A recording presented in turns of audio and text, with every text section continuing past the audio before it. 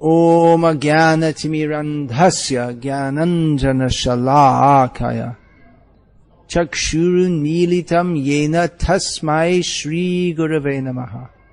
So you're mostly all science students, is it? Is this predominantly the science university? No. It's a full university. All disciplines. Okay. All right. So I was asked to speak on what is Krishna consciousness. Probably most of you have very little idea who or what Krishna is. Maybe some of you have some idea. And you all know the word consciousness, but I wonder how much we actually know what consciousness is. Consciousness, according to the Vedic understanding that we subscribe to and we accept as reality, consciousness is who we are. Cognito ergo sum. That because we are conscious, we are. We are consciousness. That is the intrinsic factor of who we are. It's not the body. If I cut a finger off, or a hand off, or an arm off, I can still be existing. But we may say, well, if we cut the head off, then we cease to exist. But the brain, it's understood, it's not exactly the seat of consciousness. It's something like the hardware which runs the program. And consciousness is something separate. Actually, there have been many studies done which have shown that consciousness is separate from the body, although these studies tend not to be accepted by the scientific orthodoxy because it's too revolutionary. Then the whole evolutionary theory goes out. But that the living being, the soul, is a different entity to the body. This is the first and basic understanding of Krishna consciousness, to understand what is consciousness. What in English is called the soul means the conscious living being, which is separate from the body. The body will die. The person will continue to exist. Before this body began, I existed, you existed. So that's the first basic understanding. And like I say, there have been many studies, there are many cases of children who remember their previous existence. They remember in a different country, or people can be hypnotized and all this and that. But anyway, this is the first point to understand, that we are consciousness. The body is temporary, but we are conscious living beings who continue to exist after the dissolution, the inevitable dissolution of the body. So, consciousness, that is generally understood to be an awareness. If we say we're conscious of something, it means we're aware of something. So the general principle of consciousness is awareness. This table doesn't have consciousness, obviously. The table is made of chemicals, this body is made of chemicals, but an intrinsic difference between the table and the body is that connected with this body is consciousness, awareness. However much you bang the table or smash it, the table doesn't have any feelings. Consciousness means there's awareness, and along with awareness, there is desire. That is an intrinsic factor that goes along with consciousness. All living beings are conscious. Even the trees, they have at a very basic level some consciousness. So all conscious living beings, they always act, they always aspire for a situation in which they will be happy. In the tree, that is represented as growing toward the light. We, as humans, as being more developed in consciousness, we have very complex kind of life, but basically everything we do for the sake of attaining happiness and avoiding distress. Desire is concomitant with consciousness. We all have desires, is it not? We all have desires. And those desires we can distill into desires for happiness and for avoiding distress. So this is the nature of consciousness. It is consciousness is the symptom of every living being. And we all desire happiness. Now, there's a lot of problem with that, because however much we try, and we do try, and everything we do, all our efforts are aimed at happiness, that may not be completely selfish. It may be, we may also act for the happiness of others, or the distress of others. But a big problem with that is that the very nature of this world is that it produces distress. We don't want to, for instance, die, but we can't avoid it. We don't want to get sick, but we can't avoid it. So in this world, we are faced with the situation that we endeavor for happiness, but we cannot get full happiness. We cannot get unending happiness, and we have to accept much distress. So there's a little overview of consciousness and the ramifications of being conscious, and we can't avoid that. We are, as conscious living beings, we have desires. We always desire happiness, but we're in a situation where we cannot avoid distress.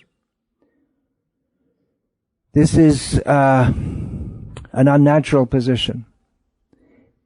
Although we take it for granted that I am this body, it's actually an unnatural position, because our natural position is to be fully happy. But life in the material world means that we cannot but accept distress. So, Krishna is another word. Krishna, consciousness. Krishna, to put it simplistically, is that person who is somewhat but not very well represented by the English word God. Krishna consciousness is to be conscious of that person. By being conscious of whom, we will always be happy in the fullest possible way, which in the present state of consciousness we cannot even imagine. Most people, their consciousness Friday night means let's go out and have a good time. So it seems that your consciousness is a little more refined than that, at least at 6 o'clock in the evening, is that you're interested in some higher consciousness than that. So thank you for that. So everyone wants to be happy, and ultimate happiness is love. And love means sharing with others, interaction with others, in a selfless way, in a happy way. And Krishna is that person with whom we all have an latent, pure relationship of love with. And by interacting with whom, we can all be fully happy eternally. So Krishna means God. God means the supreme controller.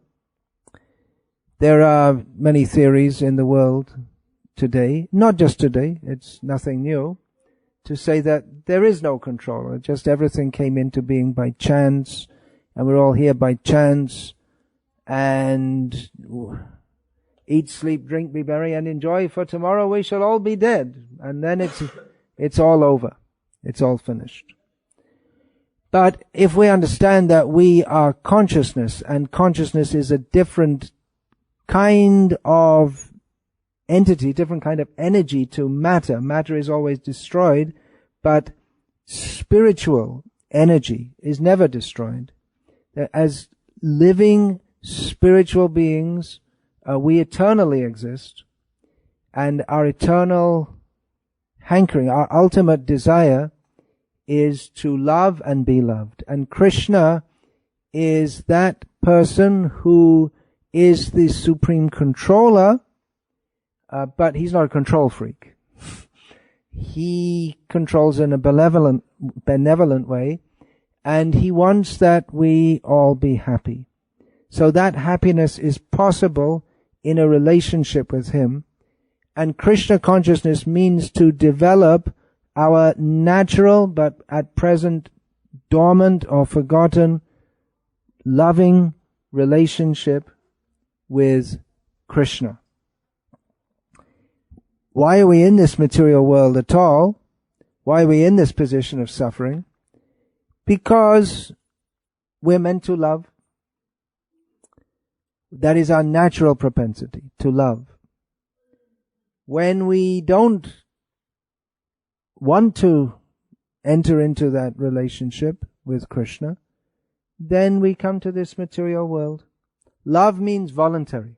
I can put a gun at your head and say, love me, and you might say, yes, I love you, but it would be a forced love, not real love. Real love means voluntarily. So we all have the choice to live with Krishna, love Krishna, or not to do so. And if we don't want to do that, then our consciousness becomes very restricted, becomes centered on ourselves. That's called egoism, when we're just interested in ourselves. And then instead of loving Krishna, we just try to enjoy through the body and the mind, and we become covered with so much ignorance that we forget that we're eternal. So Krishna consciousness means to reawaken our natural loving propensity, which is centered in Krishna. And if we love Krishna, then naturally we can love everyone, not in a superficial or sentimental or hypocritical way, but in a very real way. So that's it in brief. That's the theory of what Krishna consciousness is. That we are eternal spiritual beings. Krishna is the supreme spiritual being, and Krishna consciousness means to be aware of Krishna.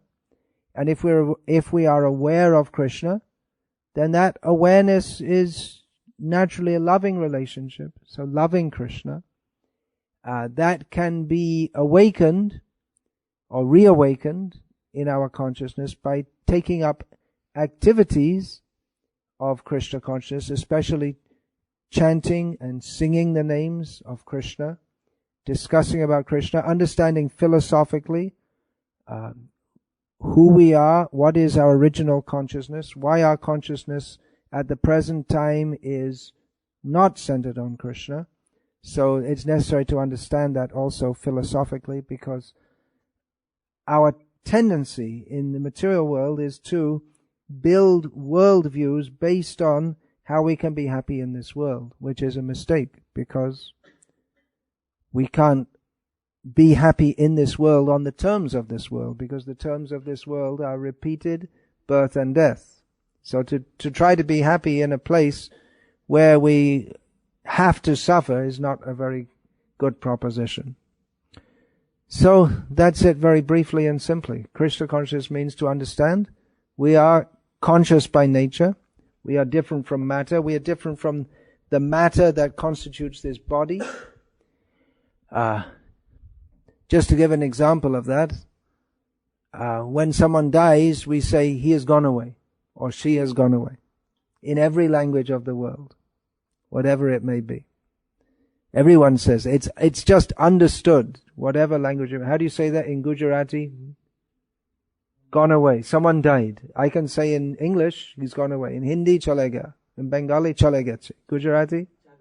Chalega. Any other languages? Sindhi? Halivir. Completely different. Any other languages we have here? Speakers of other languages? Anyone? No, any language? Now we just said English, Gujarati, Sindhi, Bengali and Hindi. These are all Indian languages apart from English.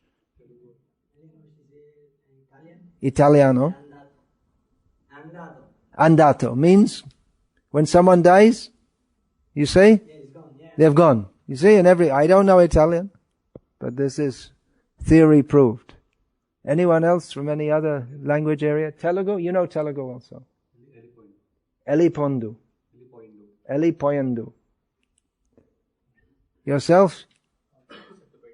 Satupeta. Which language is that? Kannada? Tamil. I see. So, who went where? What went? But the body will be lying there. What went? Actually, just this simple example shows that intuitively we all understand that we're not the body. Who are we? We are consciousness. We are meant for eternal, happy life. That is possible with Krishna. Okay, well that was short. There's a lot more to say, but there's a brief introduction. Krishna consciousness is the art and the science of knowing who we are and how we can be actually happy. So, any question about that, please? I know it's a lot all at once. I mean, after many, many lifetimes of thinking differently, all of a sudden, to think, well, I'm not the body. I'm eternal. I have an eternal relationship with Krishna. I know it's a lot to accept all at once, but just the idea is there. You can start to think about it. Yes, please. Is there a progressive change over time towards Krishna consciousness? So you say, like, first of all, it's dropping away of identification with the body and then consciousness. Is there? Yes, yeah. The first thing to understand is that we're not the body. And when we understand that, our consciousness changes. Our whole attitude to life should change. We can see that culturally, the whole outlook of societies that are based on the understanding that we are born again, it forms a very different culture to those that believe that, as in the Western world for the last 2,000 years or so, the understanding has been that this life is all in all. Either from the Christian perspective, this life is all in all, you get judged, and it's either you get it right and you're saved, or you get it wrong and you're doomed. Or the atheistic or humanistic outlook, then it's just all finished. You live and then you die and then it's all finished. So culturally it's going to make a difference, although practically we see that most people, even in cultures that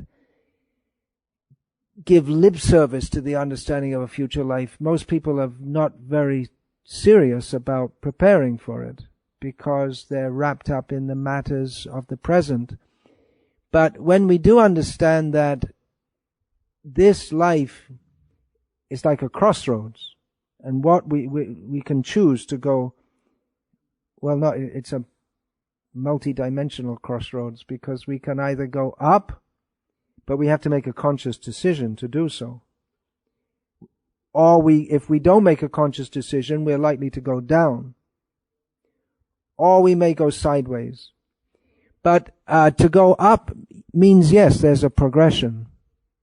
And it means realization. First of all, if we accept, at least theoretically, that the body is temporary but I am eternal, we have to start acting our life on that basis, and acting with the understanding that everything I do in this life, that will influence my future, not only in this life, but in the eternality also.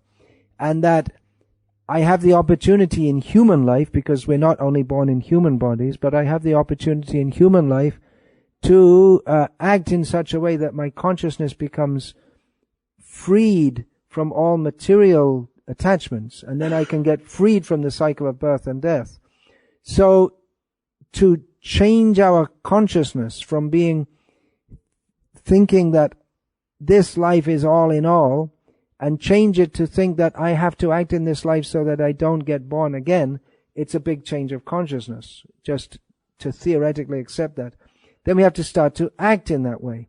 So someone who has this consciousness, he tries to or is beginning to imbibe this consciousness, he has to understand what is favorable for his eternal benefit and what isn't. So certain things are going to pollute our consciousness and keep us within the material world. For instance, eating meat is not beneficial for purifying the consciousness, and it also unnecessarily inflicts suffering on other living beings. So someone who's interested in purifying their consciousness and coming to Krishna consciousness, one of the first things they'd want to do is to stop eating meat. So your life would change if you're eating meat.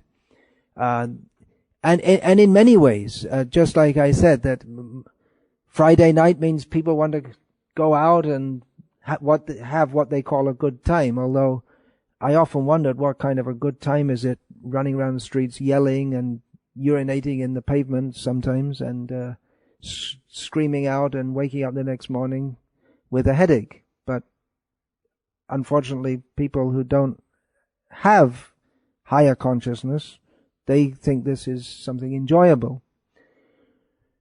So acting to purify our consciousness, and if the process works, which it should do, then definitely we should have realizations, and we'll want to go further. And there is a process of purification, and there are technical terms for this. There's Ado Shraddha means in the beginning we have some basic faith that, well, maybe there's something here. And then the next stage is called Sadhu Sangha, which means that we like to mix with people who are on this path, who can help us to progress on this path. As the saying goes, you know a man by his company. So if we're interested in self-realization, then we'll want to mix with people who are on that path and who can help us and guide us.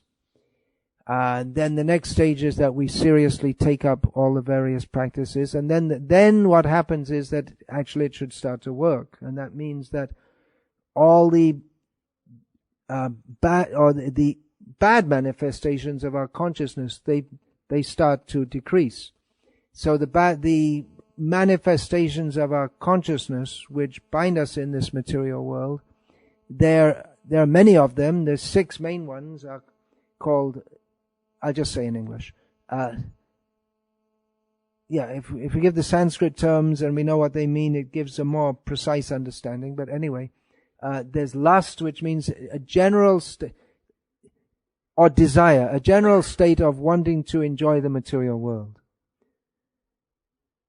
Kam, krodha, anger, and we were just discussing some points of psychology. So my understanding of krodha, the Sanskrit term is krodha, which is almost always translated as anger, which is not incorrect, but I understand that includes also frustration.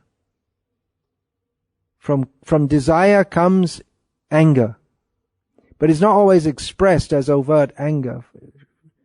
Maybe you could say better, being trained in all these things, but I would say that frustration is internal anger, or anger, overtly expressed anger is in many cases an expression of frustration.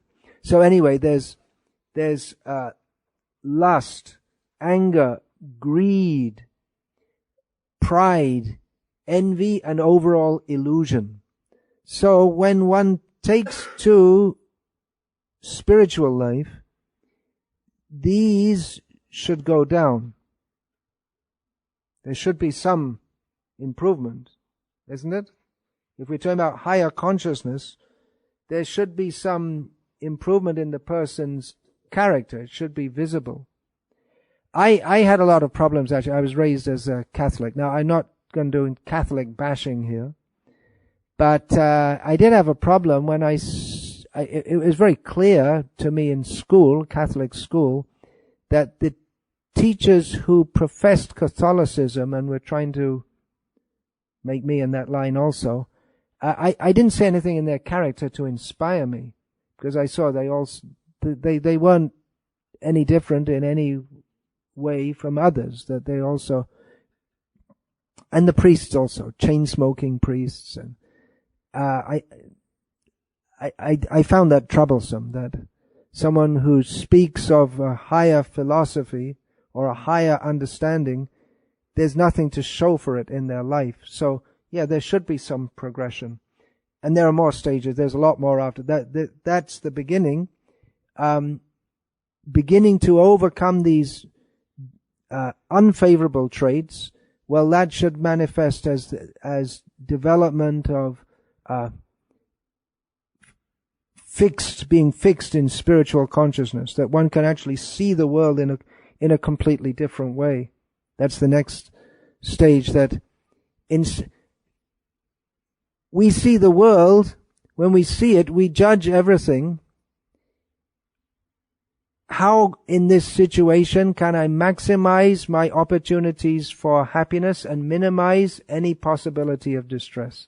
That's basically how we see everything. That's a simplification of how we see the world. Is there something I can get out of this? Or is there something I should avoid?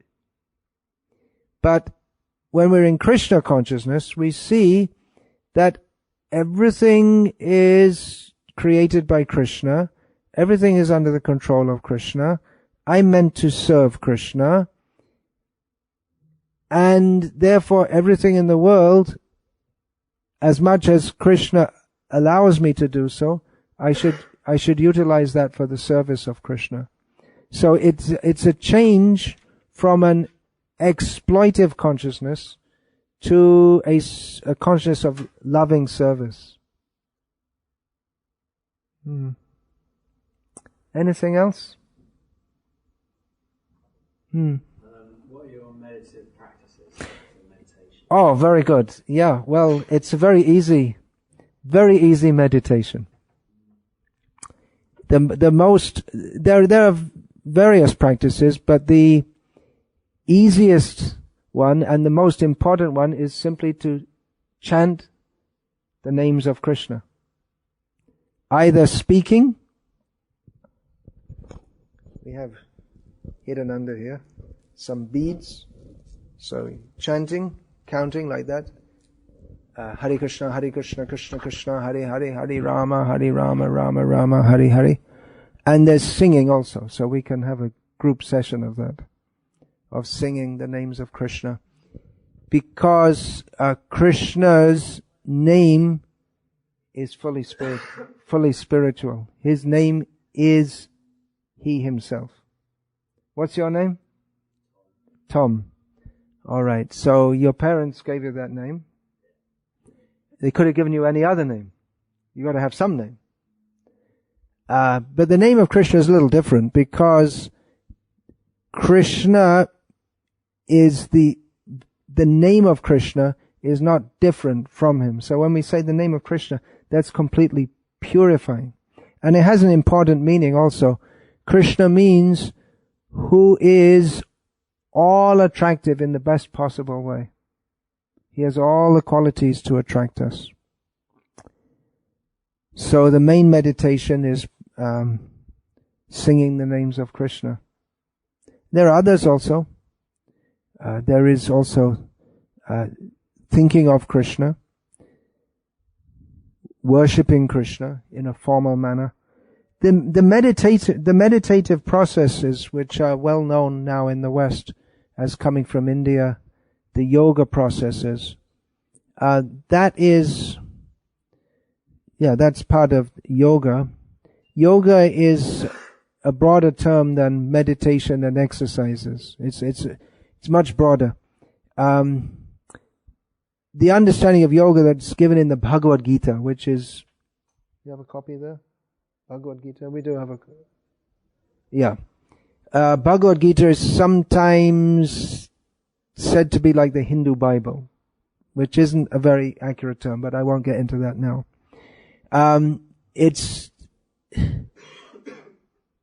That is a discussion of yoga. And in that discussion, there's very little discussion of exercise. There is discussion of meditation, but the point is, yoga means, the word means to link, just like the English word yoke, to join together. So it means linking our consciousness with this supreme consciousness. And there are various methods of doing that. The main methods are karma yoga, by offering all our work to God. Jnana yoga, trying to understand by the mental process, intellectual process. Bhakti yoga means the yoga of devotion. So the meditative process, that comes under dhyana yoga. Dhyana literally means meditation. The word Zen comes out of that also, dhyana. So that is a process for meditation on God, but it's not recommended for the present age, which began 5,000 years ago. Previously, there were other ages in which people had different physical and mental abilities. Now, again, this goes very much against everything you've ever been taught in school on what is accepted unquestionably by most people as being a fact, that civilization just came into being a few. What is it now? When I was at school, I think it was about 3,000 years. I think now they extended it back to 4,000 or 5,000 years. When I was at school, the first humans, intelligent humans, came into being it was only about 20,000 years ago. So I think it's been put back. Homo sapiens, what is it now? They're always pushing it back because they find more and more artifacts. Anyway, in previous ages, that's another big discussion. In previous ages, people used to live much longer. Their minds were much more peaceful. I think we can say, without discussing even previous ages, I think we can say that even 1 or 2 generations ago, society was less disturbed than it is. The world was less disturbed than it is, both socially and individually. So because in the present age, people's minds are very disturbed, so it's very difficult to perform this meditational yoga.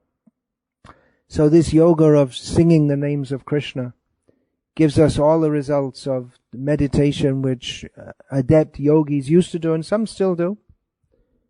Everyone can do it without any previous qualification. So chanting Hare Krishna is the main meditation. We'll do that. And how are we doing for time? Any more questions? What do you say? Do we have to move on or what? I think there's one more question. Yeah. Ultimately, are we separate from Krishna? Ultimately, are we separate from Krishna? No. Ultimately, and even now, we're not separate from Krishna.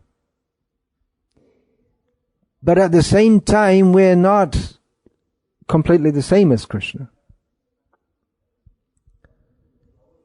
We don't become Krishna, but we are not separate. We're bonded by love. When 2 people become very close, we can say they're the same person, practically. 2 peas out of 1 pod. So far I've been speaking about Krishna. He is the Supreme Being, and I thought I might get some protest for that, because in feminism there's always the why he? But actually when we say he, Krishna's not it. He is a person. But Krishna means Radha Krishna. Radha is the feminine counterpart of Krishna. So it's actually he and she. But Krishna is more prominent in the world, but the relationship of Radha and Krishna is one of such intimate love that they are inseparable. And we all have that intimate relationship with Krishna. We don't become Krishna because there is an idea that we become one with God, but we're not interested in that actually, because we're more interested in love. The idea that you can become God is not as attractive as loving God. If love is the highest principle, then why do you want to become God? Loving is more attractive than just trying to merge into someone's identity. Merge in the identity in the sense that the lover and the beloved, they cannot but live with without each other, and they love each other so intensely that their whole existence is completely wrapped up in each other, but still they remain separate. So we don't become Krishna, but we become not separate from him by being inseparable. And actually, as I said, we are now also. We're not separated from, in one sense we can't be separated from Krishna, but by our consciousness we presume ourselves to be, although we can't be separate from Krishna because Krishna is everywhere. Krishna is in everything. Krishna sees everything. Krishna hears everything. Krishna knows everything. But by our consciousness we are separate from Krishna. And chanting Hare Krishna repairs that relationship with Krishna, which is a natural, loving relationship. So we should sing Hare Krishna. Would you like to do that? Like to give it a try? No expense? Nothing to lose. Do we have what is this? Where's this? It's being projected. Can you put the Hare Krishna mantra up? Do you have something? I can put that up. Sorry for coming late again. Thank you for waiting. So we'll chant Hare Krishna for a few minutes. Then we're moving on to another engagement. Is that right? You're going to do you have a second part of the program with the students here? They've got some nice food. I do. I was hoping that everyone would introduce themselves. And then once everyone's introduced themselves, then we could... So we'll sing a little bit first? Yeah, okay. And then we're moving on. If anyone wants to come to another session, if you're really enlivened by it, which actually I think we should be, because what is there in this world? There's just struggle, and you struggle, you live, you die, and there's got to be more than that. Something's making someone happy. What's that? Not Google. That doesn't make people happy.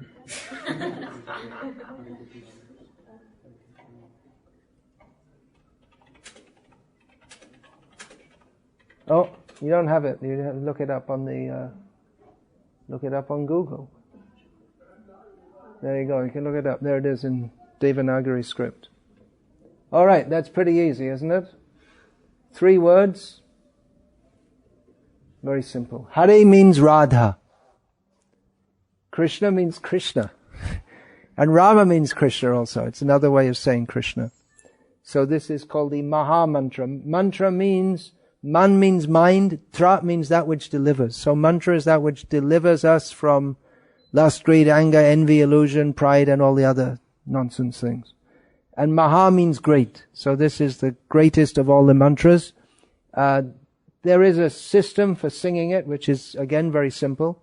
One person, in this case me, sings it first, and then you all sing along together, if you so wish. Why not? Do we have kartals, Mridanga? We're really not an organized religion, are we? Should be a little bit organized. All right.